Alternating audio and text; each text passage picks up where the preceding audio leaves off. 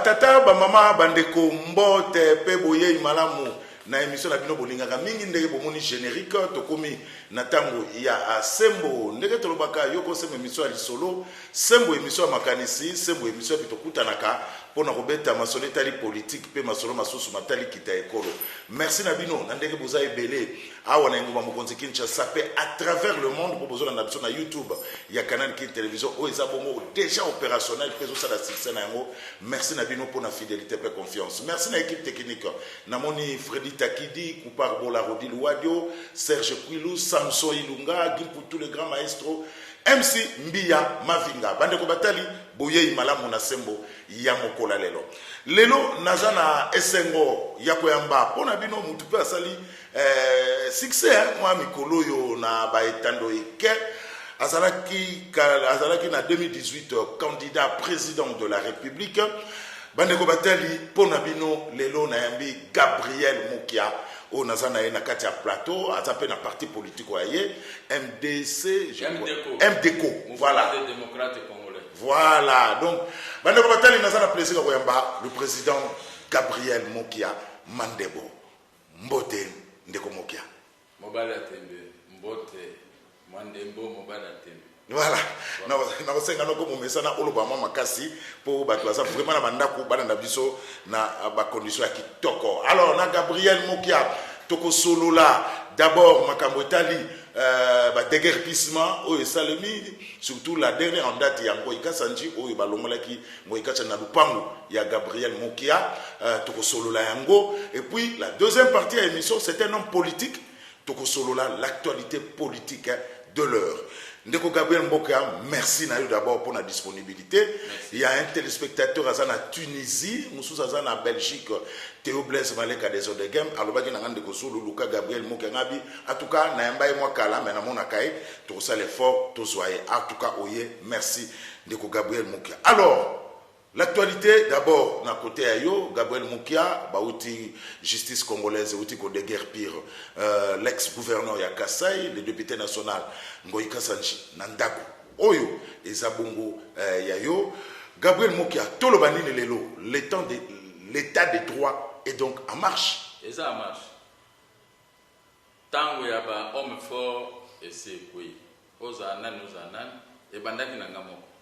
On a tout film moko développé mon angai na gobe bakainga na ko sala 8 jours na makala na lobaki na motote ko eza président de la République motoza simatindi o yente la za simano accident salami j'ai payé les frais na foutu $5,000 na fi wana azoka ki na peta bukanité mais ezaki scénario moko na ningo ko tsabatote na 4 je me suis défendu de moi-même na bim mais ce qui va tomber sous état de droit est frappé bango bakomi koluka basili na mito ya bato alors là je n'arrive pas à comprendre. Voilà Gabriel Mukia oui aux a ba patrimoine ebele on a ngoma mokonzi Kinshasa mais affaire ya Ngoïka Sanji c'est une affaire politique un règlement de compte parce que Ngoïka c'est azoloba abidu pas mozaï qui va régler asoba qu'on pas juif qui va régler les comptes à qui il y a sombe pas na juif hein na 2013 mais na somba ki amona tribunal de grande instance na 1996 certificat ezaki na kombo ya ndeko na ngai avant que ekoma ya ngai eza République du Zaïre entre République du Zaïre na République démocratique du Congo wapi certificat eza valable l'antériorité ya certificat il faut quand même justice etekeli ngai etekeli biso bandako na 1996 Afdel ekoti bandeko bake komona bandeko na bango Afdel babotoli biso bandako après bake na justice balongi biso peut acter cassation tokomi na cassation ngala ko sala ba défiler na prison na ke prison so 6 fois so 7 fois hein tout on deka bango moto azo kotia songi wa robi na président de la République et tout ça bali menasima bazo koka kolonga na justice te parce que ngaza ki suna libanda te na bosa même makambo banda kwana na owela na santé na nga na prison siko na 2013 biso to acter cassation na 2003 comme en 2013, Ngoïka Sanjaye, il ndako eza moki aza na prison. Non, dis-moi, nous sommes des PPRD, lui il va mourir là-bas en prison. Je vais acheter, j'ai mon argent, des diamants en Sombi. Mais il ndako mokolo nango aza na prison, bazo samba na banque na tribunal. nga na bimi na 2013 pe na bimi pe prison na 2018 na mois de mai bamikonjo baza siko bazaki na pouvoir te Joseph Kabila mutazaki na pouvoir ba rendre décision babengani bango ekasa njo ba condamner banque bazongisa biso bandako lokola bango basombi bakoyokana na conservateur na mafia basali ba certificat alors que jugement na bango jugement ya banque ekomaki na autorité de choses jugées c'est nul ministre Molendo asali linga document pour ba établir ba titre na komonanga bango bakoki kofunda ye pa vundwa bakoki kofunda ministre pa vundwa na cassation conseil d'état na conseil d'état ouais. Dossier commis na conseil d'état soko te dossier commis awa bango bakoma biso to koma basilabisi na basilabisi oya minene de to chakoma pour une simple lettre numéro 098 oui c'est bazo misa banda bango ikasa ni bazo pour avocat na bango bazo dia e bango bazo kosa comme mwana muke bon ngana monike ba avocat na ngapi bazo koma ngamo ko pe na zo koma to salaka ba benga ngo ba requête na intervention volontaire le na monike dossier commis awa na tiki ba avocat na ngana tiki ba totu na butu na kasi banda ko to soba ka on a vente publique na tribunal na comme escroc tolongi pe na cour de cassation na cour suprême qu'est-ce que nous pouvons faire ngamo na koti ndako na ke na bureau na sali requête moi si na ngapa azo ko corriger français aza journaliste muninga na bino na sali sili na ke na déposer na sengi que tribunal et se référer na ordonnance ne atekela biso bandako 687 na 1996 on avait acheté les maisons par une ordonnance et non par un jugement tribunal attaque tribunal biso to ngombe escroc bandako asomba kiawa loka basami kiwa longi kunale basali ordonnance 246 pour ba déguerpir bango ekasanje tribunal yemo kwa se reprocher annuler ba ordonnance au prédécesseur na bango sala kisungi songambele ya l'hôpital ya mbongo bango ekasanje ba annuler biloko nyoso tu ba biso somi ndako na vente publique voix moko ka ezali basali dio ordonnance na réquisition des forces de l'ordre ba bengani baton c'est ce que na fait ngaku tunazai kuna te nazwa ni ordonnance na okika ka ba wise babi ba pesi biso ordre na tribunal na pesi biso ordre ordonnance yango to bengana ngo ekasanje ba bengani ngo ekasanje balingi babengana gouverneur ya banque centrale na IAC oyebi bien que nazaki pe mokozi avant to koma na IAC donc concession ya lupango na yango ekasanje eza tiples gouverneur ya banque centrale osala ezali concession moko avenir roi Baudouin eza numéro 100 concession moko kaka ezali nga na balabala wana nazalaki na ndako ya molai ndako monene lopango monene plutôt na bande kovanda wana na bana nanga na umeli na bana nanga wana bana nanga balongo wana bakomi bazaki mikeso ko bazongi wana na lopango wana bango tu babota 22 ans après tozo welaka ndako wana na banque ngai na longi ngo kasanje ko sala nini na kati ya lopango wana ya elonga na zomi tu aye bayebise ndako eza ya moki akosomba te omoi bato basaka diamant baza bateti trop asombi kaka po approuver aza na mbongo ya diamant po amoni quartier wana mais quartier wana nga na sombi yango na mbongo ya café pour la c'est pour café eza na mbongo bana Équateur bana Ekanga toza na mbongo pe na ndenge ya toza pe na kita na mboka na biso sikoyo ye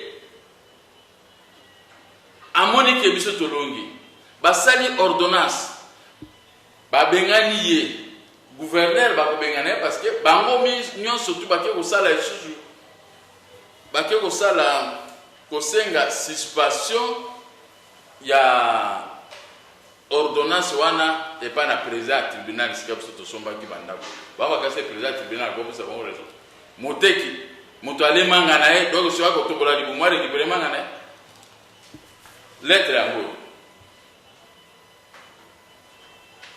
inspectorat général des services judiciaires yango wana nde soko exécuté mabe ekobotola dossier wana ezongi nango epana étudier dossier soki eza mabe annuler exécution wana okomprendre bango bakomi mokanda oyo maître na bango Guillaume akomi mokanda ezali objet demande de suspension de l'exécution de l'ordonnance numéro 246 du 13 août autorisant l'expulsion bango bato bakomi mokanda te siko le ba botoli dossier nga siko moyen que ne exécuter sur ces actes na sukika parce que quoi l'état yemoko inspecteur botoli dossier dose de la kaka à l'issue à dossier yo nde siko ngai na ko que ne exécuter soki bango balongi to luika ni mususu.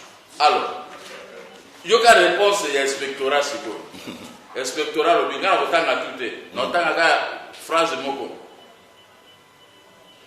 Je vous invite à ce que le si le chef disait de toutes les voies de droit pour récupérer les intérêts de vos clients, parce que ça va pour que nous fondons qui a bossé à tout ça, pour que nous pour protéger les intérêts à les clients, banque centrale, l'inspectorat général des services judiciaires et pénitentiaire n'a pas la qualité ni la compétence de censurer une ordonnance ou toute autre décision du juge. Inspectorat. Ordonnance du juge a signé. Nous sommes incompétents. Nous avons la qualité pour censurer. Il y a bateau bazotanga ba kombo ba yako sala nini hawa na makambo bango mutu bake kufunda ngaku tunaiba kite balinga ba siripana nga no bazo ngisa bango ekasa na ndako na bango parce que na ndako wana tout ça parce que inspectorat et rendre décision mais inspectorat siko yolobi non biso tozana qualité te ya kwanile ordonnance wana pe ata bango so bataki yango juge ya kwanile te parce que ezo fait partie de la matière de l'ordonnance du 12 novembre 1886. Ordonnant la saisie immobilière. Quand on aura une ordonnance comme ça, et cette ordonnance sans appel, qu'est-ce que ça a à voir dans cette affaire? Donc, Gabriel Mokasomanda Gupangwana en bonne et due forme, et puis, Ndege Badege Pingoïka Sanji, en bonne et due forme. Alors, après Ngoïka Sanji, la prochaine victime, gouverneur avec Satra et IAC, comme ça, tu clôturer les 4 maisons. Non, gouverneur avec Satra passe la carte de Ponga. Abimisi tout bambongo, bureau, tout bambongo, tchaka, bayaka, ko pesa na ba changer, on a bambongo, musu asika sika na ba memeli partout. Babilo, l'air ba bangi, amoni ba ko tegelpin, ko kasa, boto, koma ki butu, moyen ba ko te pas nezate. Sikoyo, ba wisse, ba se préparer pour la lobby na mais malheureusement, bango ba commis déjà mokanda butu ba ko déposer l'inspectorat saisir exécution a bloqué. Donc tozu kanda kumokwana siko tozoze ngana éviter tout concours au bien de ce qui est Dieu. Dieu dit moi l'Éternel votre Dieu azoko protéger banguna na yo ta bazolu ko na molili mengai nako ambouré bango toujours. Voilà. On comprend ambouré bango surtout donc biloko basalaki na butu.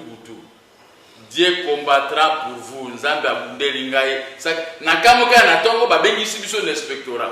Nga na zumu tukana tika nini tricot na tindi mwana tozaki na kende kuna eloko babino zwa mokanda ya ngoyo. Outi kolonga ngabe na outi kolonga ese ngala sale eloko moko. Ote bayaki awato blokaki exécution omonte ki ozo souffrir. Ozo lo balbaka na télévision baningi ko exécuter te ba okisi mboka soni. Mais ezaki nde to blokaki yango parce que basengaki biso na bango ekasanji siko yo longi kende ko izeki. Alors donc malgré cela on lobby que cadre que pourra il faut récupérer ndako au gouverneur. Mais bon on a pas dit au gouverneur azali na chenze mwalina ya bambuza alina na otamba na mutu kana zokende bango tout bazwi nzembo wana bazwi 10 minutes wana ou 15 minutes na salaki bakomi na ngoka ba se bango ba yoki kumbuzanga na lobako inazaki ne sengo parce que Dieu combattra pour toi. Gardez silence. Moi j'ai gardé silence et je ne savais pas. Mais c'est fini ba oto batikali mi balwana bazo kwa bango libanda. Voilà, alors UAC et yé plaza na kaka UAC osoma ngona mbulani pour olobi yango ikasa osoma ngona 96 yango pe na 96 le même jour 3 ndako na somba. Ouais yango ikasa ingénieur gouverneur zaki lopango moko. Gouverneur Masangu ateki banda kunyonso abaki satro lumumba tika ba belge batika mobutu tika Laurent Désiré Kabila tika atika ya teki nyonso aye ko ambeli repananga 47 parcelles à Teki. Ces gens doivent être poursuivis par la justice. Ateki bandako tout siko baye na lopango na ngai ko embellir ndako na ngai. Bakaboli yango oya jouer pas siko ngwekasa na za motema maba mona ndenge neza lopango moko siko bo exécuter par ngabo gouvernement omoni matata problème ezawa siko lingio moko vérifier za journaliste lukango ekasa tout a web mais je ne comprends pas pourquoi on m'a déguerpi on a laissé l'autre. On a laissé le gouverneur. On a laissé le gouverneur. Mais c'est une même parcelle. Et heureusement qu'il a dit que c'est une même parcelle. Donc, il y a tout le monde. Bakaboli ambo. Bon, on a abangate, ça me casse un tozo, ben on a peu gouverneur. Mais le gouverneur a dit que c'est bilo que belé nambo, on est sur la bombe, on a bakab, on a bangwana. On va faire ça quand on a changer et matisaka. $3. Et là, on a dit que ça qui mise en wana. Casque bon, on a battua. Pour babimisa été. Il y a un peu bloqué. Tant bien. Alors, qu'est-ce qui a bloqué le dossier à USC? Qu'est-ce que USC assemblée na gouverneur? Bazaka na dossier moko ordonnance kaka moko. Ordonnance kaka moko wana e bengani ngo ikasanje ko bengana USC ko bengana pe gouverneur. Ordonnance numéro 247. Yango kawa. Eza ordonnance ya juge. Poto soma ki banda ko pa na moto a signé ordonnance. Moto wana pe amoni keza soni ateki biloko mais moto a sombi azoko akozwa moto bengani bango sikoyo. Asiriki a bengani bango. Parce que nous bafundi partout na ba juge ba cour suprême et tout biso tolongi. Alors, ndako za na rond-point côté à direction générale à banque, ou on se déjà. Wana na sena zwa na za na kati wa. Babuka monyo so mesiko to koma na procès, ba to babuka kinda kwa na ba ko futa mais on ne peut pas suivre deux livres à la fois. Na siri sanano, ngala za na kati wa. Na yako wana tout le temps. Na siri sanano dossier ba gouverneur banque centrale na IAC, lokwa na sisi yango ekasanji. Tika ekaka alela kana wana eza na moma ya moto etumbakela mbate alors nako s'occuper na bato babuka kindako ndako na babando futanga ngo $8,000 na directeur ya port ya 7 ao futela wana na deuxième république wono soma ko na mbula nini kaka nyonso tout nyonso tout wala donc ezaki wana UAC na mweka sanjina ezaka mukolo moko le 9 juin 1996 tu as tous les documents. Oh, pas de certificat. Certificat, il y a monsieur la République d'Isaïe. Mais attends, tu y a un Sandarobi qui a un diplôme à Denis Kamba et à l'université. Hein? À corriger ta moi diplôme à Denis Kamba et après ça moi ta valeur. Diplôme à Denis Kamba et Ngobani. Oh, mais Lucas est mon Denis Kamba. Alors, Gabriel Mboka salue l'état des droits. Oui, l'état des droits est là en marche. Oui, moi, je suis Kulutu. Moi, je viens à Bissou à la Bissou pour résister à la grenade lacrymogène à Bissou. Je suis là, je suis 3 pièces dans CCTV. Je suis là, policier va tirer le kanga boté. Le bande sikoyo na sina lembipe na koyi mukolo. Mais bamba kuna kimaka la pamba. Mais vieux wana ola exception de okimamba ngune ko bundana ba policier ne osama.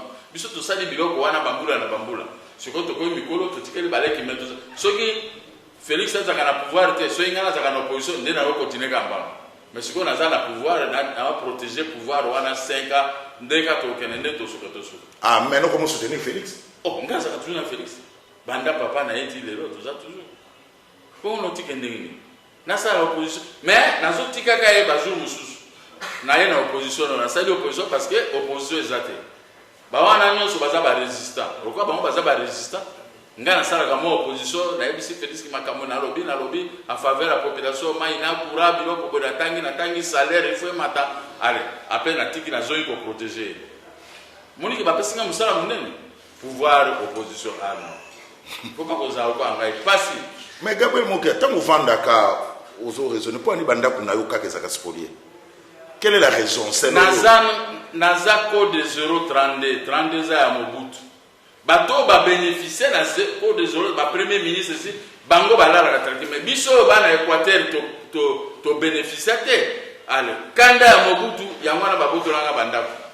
Angalia ile mutu code 032 on a mofunge. Yango mwanenga ndeko nazo kedo boloko na mofunge so na bimi ana mofunge on a mokamate donc na passé ba moment wana très difficile entre-temps nazana moi si bana il faut aller ça ba il faut attendre ça ba mais j'ai souffert ouais que dans ma vie na teki 7 ndako de na Gombe. Parce que comment naza na prison? Est-ce que moi nanga ebi kinga naza na prison? Lui il doit manger, il doit aller à l'école. Na teki ndako, na timba na banque, na pesa ba on ba chèque, ba toucher pour baler ça ba on na sim. Na teki 7 ndako, mais je suis incapable ya kosomba sous ata ndako moko. Parce que kosomba côté ndako zele bien. Mais yaka so na mbongo no soma ndako sous. Ba problème comme il obego. Mais ngai comme j'avais investi na mobilier, ce qu'on a nzambe moko pesa mais na sel bon ce qu'on a bandu, ce qui na teki ndako na prison, alors na fanitile na kobima toujours yaka mbongo na namba. Ceux qui n'avaient pas été dans la Gombe, car on dit quoi? Regardez, on a vu la moni passer. Na moni passer. Ceux qui n'avaient pas ça, mais elle a la café dans un zoom, banda kouana, n'enga assis là. Pourquoi qu'elle a démo, ça a démo, il a sur tout. Voilà. Merci Gabriel Mokia. Gabriel Mokia, de Witi Rolanda, la première partie de l'émission, andimi que l'état des droits est en marche. Banda pour nous, surtout les abanda pour nous, à ce moment où on a tokinaï. C'est tout à fait normal à récupérer banda kunaï. Gabriel Mogato attaqué pour Moussoussou, c'est le social des Congolais. Autour de Bangobi, tantôt ça en opposition, tantôt ça et pas protéger Fachi. Nazam doit pouvoir monter cash. Mais comme il y a un vide dans l'opposition, il faut pénaliser quand on cash. Natiki peut moi na kulutu na ena no sala mo opposition pour na remonter moral. Bon, tant au solo là na mo na kulutu. Pour le président de la République. Oui, ça a été que va faire la régie des eaux va tripler en haut. Oui, ça a été que Snell va tripler. Oui, ça a été que Lipe Kondi.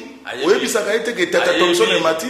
Oui, ça a été que chômage et Zali. Dollar de Zomata. Gabriel Moukia. Surtout à la Kanda, il y a Makambo après ça 2 mois de gratuité à Maï. Nakura. Bamba va multiplier ce qu'on va facturer, va frapper. Ba des jours on a bani en tout bas ok. Ayebi. Donc, saboter la décision, ayebi yango, puis à bêta kalobo, à retrouver solution. Alors, Gabriel Moka, Ozomona, à 2 ans, coalition se cache. Un commentaire, il y a Gabriel Moka. Belinga. On a la coalition, Belinga.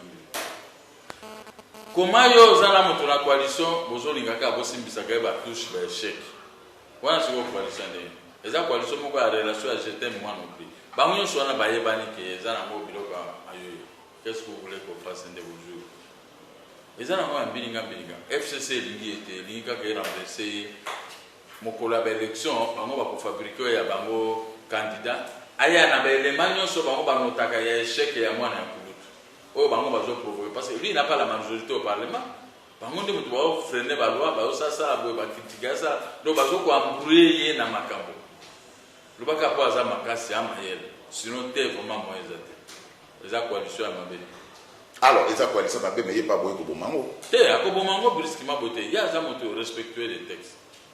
Au moins, Joseph Kabila a zongi sangape banda koana. En 2016. Na mbongo.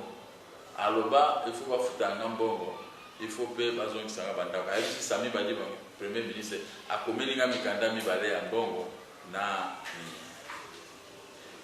banda wana Joseph Kabila tikala jamais kokota ke babo tolanga banda wana rien tire rien na koko c'est la mona bato makambote il a seulement gardé son silence amona kandenga na tangi no nemi molanja za sima banda wana yena intel anoteka amona ka ono intel bazabo tout ça ya zo noteka mais ba juge o bazaki na tango Joseph Kabila batikala ko annuler banda côté ko annuler ba décision à banda côté.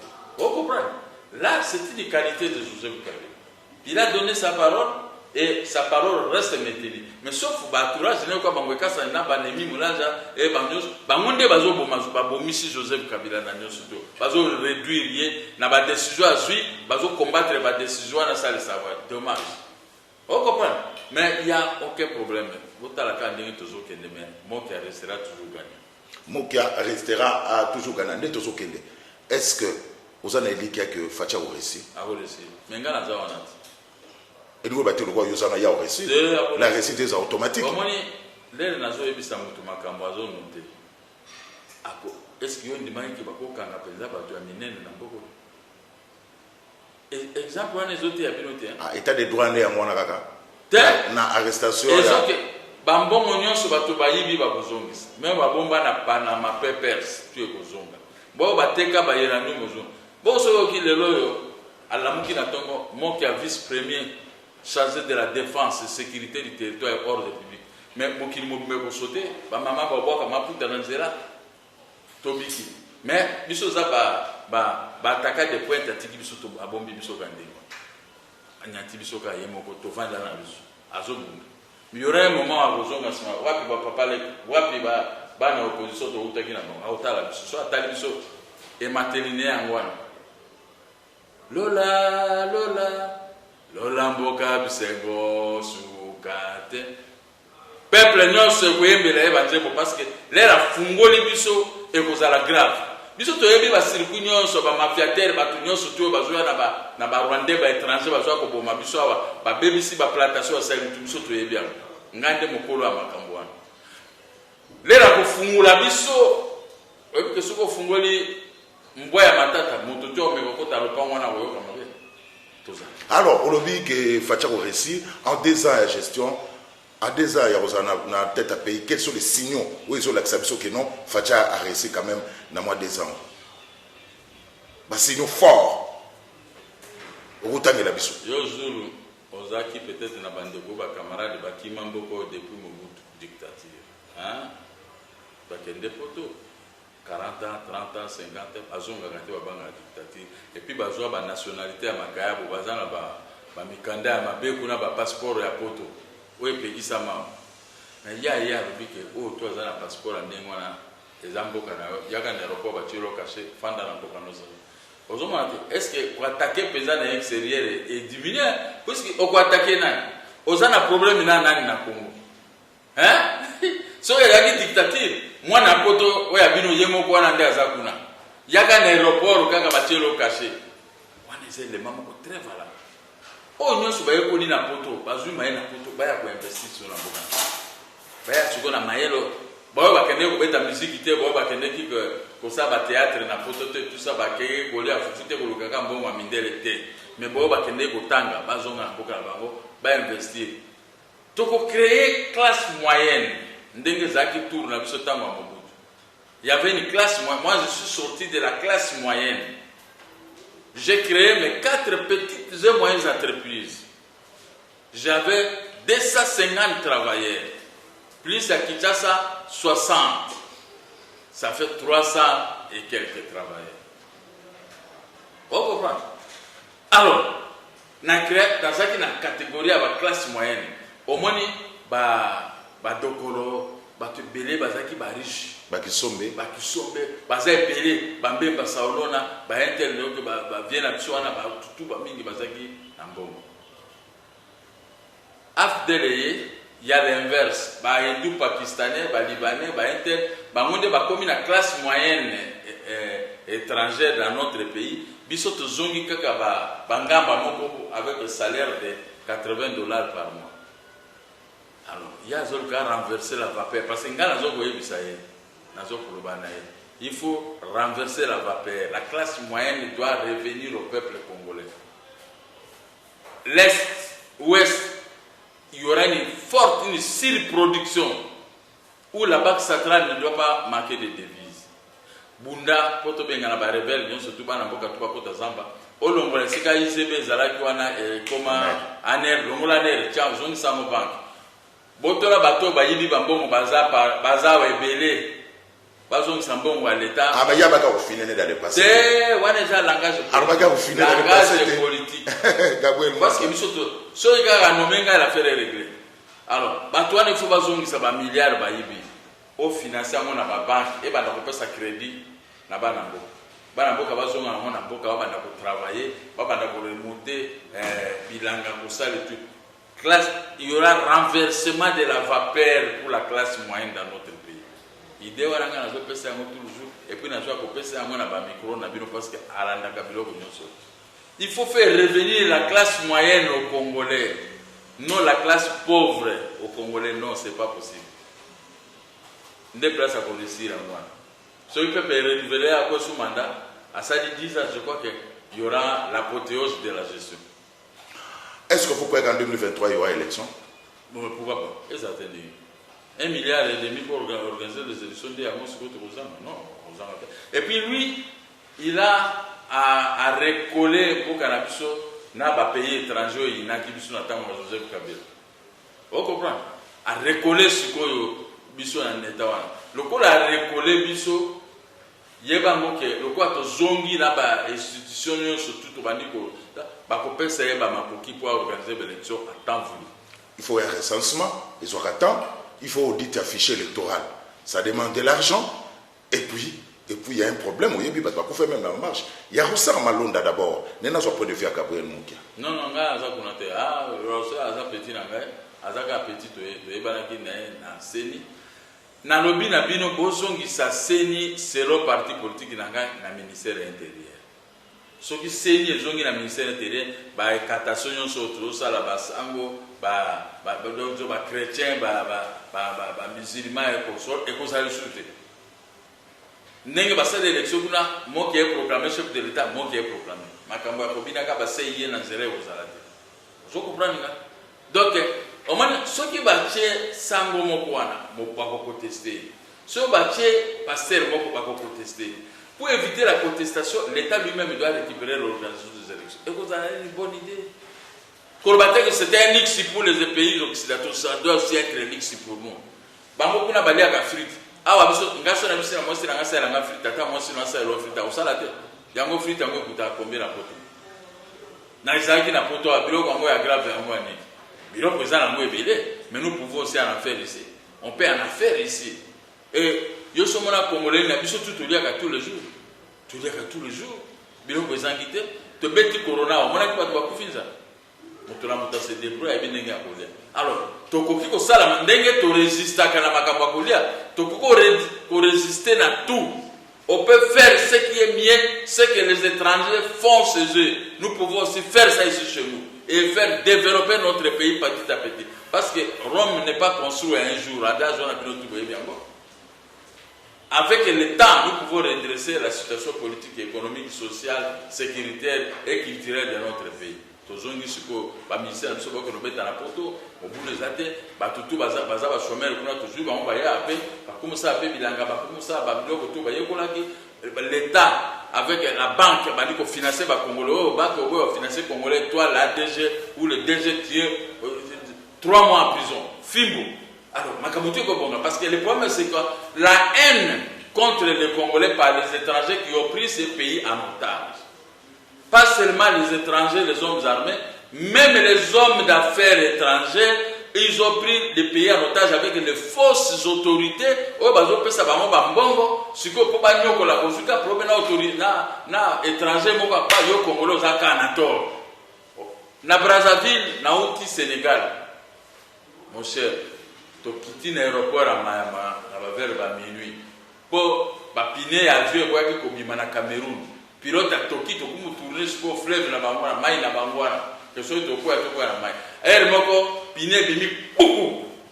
Toko quitte un aéroport, bah bongi c'est un. Mais tu quittes 1h du matin l'aéroport à Mayama. Mon cher ami, n'est pas quitté d'abord. Les Congolais de Brazzaville étaient accueillis triomphalement. Mais biso, bateau, étranger, parce que biso, nous allons te coller. Mais on a, Congolais de Brazzaville, on a besoin de vraiment, naïsembo. Nous devons aussi arriver à ça. Et non la haine est contre nous les Congolais. Les étrangers ont la haine envers nous. Parce que Dieu nous a tout donné. Et nous, comme nous ne savons pas comment capitaliser ce que Dieu nous a donné, c'est pourquoi on nous trouve des bêtes. Comme des bêtes. Alors, demain on doit quitter ce régime des bêtes. Il faut que nous puissions nous aimer entre nous. Pas de conflits inutiles. Nos secrets doivent être gardés. Donc, on se faire développer petit à petit. Parce que nous avons tout. Gabriel Moukia, ouais.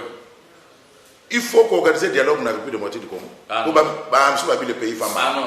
Ah non, ça n'a pas d'importance. Bon, si déjà mon mandat 5 ans, Azana programme dans la République, il y a une nation.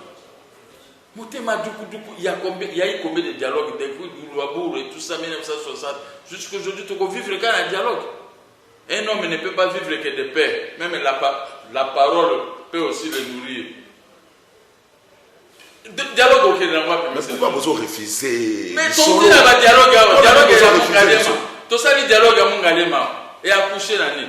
Ça a donné 2 fois 2 petits mandats à Joseph Kabila. Voilà comment on peut nous avoir. Comment tu peux vivre dans le dialogue? Laissez celui qui a un mandat. Ngayo naza chômeur. 5 ans naza kabo. Maintenant c'est débrouiller à coller. Natikala ko jamais ko zwambo ko pas imoko ni na pouvoir ou surtout ça na rien. Je n'ai pas un salaire na appel au côté. Mais nazo soutenir chef de l'État na bandenge na ngai moko. Mais naza mutu nazo vivre. Mais na lukaka dialogue peut pas passer na poste. Ah non, biso to kota dialogue wana te. Si le président va se laisser faire, mais à mon avis, je dois respecter mon timing, mon mandat. Il ne faut pas résister à la je respecte mon mandat. Dialogue gagné. Pour gagner quoi? Pour se faire distribuer les postes, mon peuple a s'acheter des maisons. Il fallait qu'on soit dans leur jeunesse comme moi. Vous ne voyez pas que mon mandat est sur la raté. Moi, j'ai acheté les biens pendant ma jeunesse parce que j'ai été un monsieur intelligent. Mais oh, bah, bazar, bon, bah, il était quand on finit à la Facebook, bah, tout le monde se écoute, moi, bah, petit mouga, bah, comment ma combine, ne peut pas ridiculiser, bah, mais, ce qu'on écoute, la qui s'en a envoyé, il vit chez les parents. Azama petit locataire, moi, quelque part. Toti ka esprit wana ya faiblesse. Moto asala mandat na endenge bo pesa ki etina suka. Ngai peso ki na yetika ngana sala mandate yo soko yetika tout comme ça tout alaka. Chacun doit lier l'utile à l'agréable. Makambo yolo baki na kosombela Gilles des costumes na kosala ebo na kosala bo tout ça mais bato azomona ka Gilles azana ba costume kako ya kala osombeli ete bato bambala sima yo to kopesa lo kote parce que opesa ka ba promesse à l'hôpital eza boete. Alors Gabriel Mukia, il y a actualité politique et des frais chroniques, c'est la réforme électorale. Il y a un moment de démarche, il y a 13 personnalités politiques et civiles au bazar au Tambola pour les réformes électorales. Tout le monde a eu dernièrement dans le centre interdiocésain. C'était un forum organisé par l'université à Liège, Bob Kabamba, mais ça a été suspendu parce que il faut avoir adhésion, il y a FDCA. Il y a Bahati, adhésion à UNC, puis adhésion il y a UDPS, na FCC, entre autres PPRD. Est-ce que la réforme électorale est-il nécessaire dans le processus Nabiso? On a évité les réformes en Goubanon. Les réformes en Goubanon. Tout ce que la élection présidentielle a un tour. Un exemple. Moi, je le gouvernement a pu préparer un projet de loi à déposer en gros dans l'Assemblée nationale. Accepter ceux qui vont accepter en gros dans l'Assemblée nationale, allez, directement, puis on ça la ligne changer l'article 71 et zongi détour. L'affaire est réglée là, ça ne demande pas une semaine. Ça ne demande même pas une semaine. Va changer l'article. Le reste, juste au CENI, rattacher à la ministère intérieur. Tout le monde a une discussion sur chacun doit travailler à Zambongo pour abîmer sa député belé, pour comme président de la République, abîmer sa sénateur, là, pour moi, c'est tout travailler pour l'instant. Mais toi, la réforme. Mais c'est passé des problèmes, l'élection 2018. Moi, qui a eu mon salaire candidat, mon agent. Dans l'élection professionnelle nationale. Mais on a peur de organiser l'élection. Amitié et mon liste, à ça, il y a 350 députés. Et c'est tout. Nanga, Moutoulabango, Makamutu, Batulabango. Aussi qu'on dit tout le monde. Si on est parti, la ministère de l'Intérieur, l'issue du couloir à l'issue. Le ministère de la programme. Vous voyez, la liste, non, Kangio. So, il y a la sécurité du territoire hors de public, il y a Kangio. Et puis, Banque centrale de Sazardé, comme ça va monter, on a même ligne, on a bien serré. Ndé na zo fungula mukonza mboka maele akanga batona bala kisambo mwana ba mba zwa kangwa. Omoni ke ozo bebi sa moneka bimo. Mbo mwana sika zo. Kasika ba gouverneur oyo na bato nso tumo to wasa ba jewa. Ba bibi sa mona na banque centrale pour batinda ka mona ba point. Mususu ba fabriquer na boka ba pa batinda ka bateka ka. Pour pas mettre fait tout ça il faut les gens aguerris comme nous. Mais le cas ba otala biso bebi so peut toujours que oui les côté. Toujours protéger comme mukonza mboka. Donc protéger pendant 5 ans gratuitement. Je répète encore, gratuitement. avec nos propres maigres moyens, gratuitement, sans intérêt particulier. Il a laissé ce Josué au pouvoir. Je dois le protéger à l'honneur de son père. Voilà. Mais je veux commencer à lui donner des conseils tels que j'ai dit, c'est pour faire mieux pour le social de la population. Est-ce que le gouverneur il existe? Oh non, tribalisme et tout ça, non. Mais vous gérez très mal, on doit vous corriger. Le pays n'appartient pas seulement à ma tribu, le pays appartient à tout le monde. La ville de Kinshasa appartient à tout le monde. Il faut gouverner la ville, il faut bon niveau, il faut construire des avenues, des routes secondaires, il faut ça que tout le monde appelle goudron na avenue surtout quand même. Mais botika commune à Kinshasa kabo, lingwana kabo, barumbu kabo. Ça dit que nana kwa ça la bino, ba no bolingo bota. Ube oboti, ube bino moko bo banda quand même bo poser première pierre pour que mboke banda okene. Mais quand vous le oyaye gouverner à tiki ville kandengo, alembo nga sa biso beli bino ka boimba bonga na boka papa. Bon papa ya peso ka kufi tika kuna papa ya bakozo musate. To sala ndemo sala ya mboka. Totika bilobalo bakofinga na ba Facebook kolaksa. Quelqu'un qui est intelligent kolaksa maël na Facebook. Celui qui est intelligent, il vient sur le terrain, il fait quelque chose, il montre même son exemple. Ngana za mayele, nazui na pesi immeuble na parti politique na ngana boulevard, na maza na immeuble na ngana boulevard. Na lupa mwandengo. Na pesi yango quartier général. Parce qu'un jour le coproduit ba toranga pe ba ko séparer ba ko ba ministre ba komi ba bourgmestre ba komi ba député ba komi ba ko fêter wana. Na la question de quoi je suis capable, je ne suis pas un minable type qui peut commencer à courir pour quémander. Mais les gens sont là, perdent leur temps pour finir à Facebook. Kolukaka tribalisme, kolukaka pour ça, pour singe na kati ya ba média. Mais travailler pour voir qui tu es. Chaque province, ils doivent retourner dans leur province, faire des affaires, construire de belles maisons, kotia ba goudron, bamboka bato bamboka pe ba mona ba goudron. Voilà Maël autre école na classe Maël autre Zoluka. Et ça a été que le gouvernement n'a pas d'appliquer mais biso moko pe ba individu. Mais en 2023, c'est Félix Tshisekedi qui a l'acceptation bilan. Mais à 2 ans de gestion, tu as senti le peuple d'abord. Tu as senti le peuple d'abord. Gilles, il y a un jour n'a pas passé Maël. Nandé toujours banoa il faut tirer moi quelque chose à bien. Et ça te que l'autre bané m'a bien. Attirer donc tout ça abandi ataba to ba Facebook ba lobi ko kipete yo bandaka lenzela salami kaka biso na bango ba Facebook nde to koleka wana na mutu kozo dendaka lui il a gagné Félix Tshisekedi ça eloko wana pe tikana mino kwa bato bien. Il ne faut pas vous occuper de toutes les critiques. Ce ne sont pas des critiques constructives, donc là ba critique ya moquerie. Les gens là des réseaux sociaux ont des critiques de moquerie. Mais toi, tu dois faire un effort. Tu dois faire mieux pour le prouver. Les mindele nous prouvent, on va fabriquer les choses. Moi, Nazana, les la vue photo, avec Baza, ma passe à Poubé, Bazali, Aza et Moko. Aza, mon bal, il gaz à moi. Mais tu sais, la bioga, Koloba, Gangaka, ko humilier, Batono, a commis français bien, à sa liberté, Aza, Maël était, Aza, tout ça. Mais yo, Moko, Moutoua, Maël, ko ebini, ko fabriquer ton gars.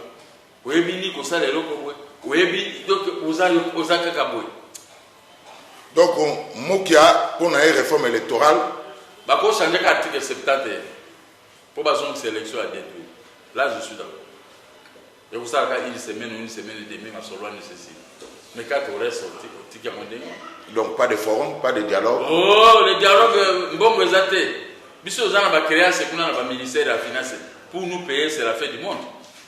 Alors, bâti comme bon moyen à la tour, comme surtout préparer un bon moment pour l'élection, mais tout changer quand la loi, on changer à 500 personnes, on a parlé du peuple, et nous amener encore d'autres personnes de trop pour aller prendre quelle période. Mais pas tout, ça pas de peuple, il va nommer. Donc, on va nommer, mais va fournir une fois, on va changer l'article 71. Après, on va bien na CENI, rénover le ministère intérieur. Bango sur la base de la quitter. Si le chef de l'État m'a appelé, Rwanda okota la mundo qui a été, Burundi okota la mundo qui a été, Angola, Uganda okota la mundo qui a été, c'est ni peu qu'on triquette, so triquet président, c'est ni au monde au Congo, bas singana, t'es monsieur Nicolo, batutu bazo mona, nabi oyo muibi.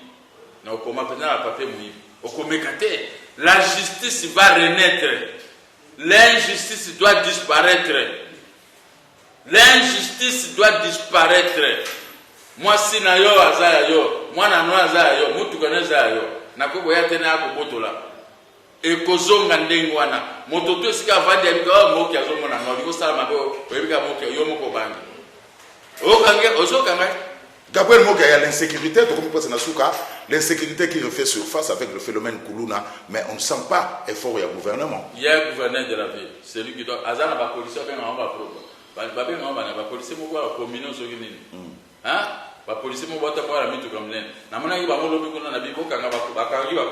proximité. Il y a boulevard de 30 juin, il faut qu'on le kotaba na nyonso bazo teka ba osaraka bozo ba nyonso ba kulu na nyonso wa ko le kotaba ngo boke ko pesa bango misala otongeli bango baka na zamba kuna otie bango bazara capable ya ko produire ba tika musala wana soko otika kama bango ka ko senga l'immoralité otema na nzela bato ba bimeli obiso pesa biso olo ata monsi na pesa $1000 obi manango ozonga kama maboko parce il faut que nos kabaka soient comme distributeurs agréés de l'argent de la famille. Gabriel Mokia, alors, émission Sili, nous avons 1 minute pour un message. Il y a Souka, Poto Kabwana, na Onustorobi na émission. Message à Souka Zali, mon conjambo Kassali, état de droit, à faciliter mon côté. Azapo na yo, azapo na nga, azapo na Mweka Sanji, azapo na FCC, azapo na tout le monde.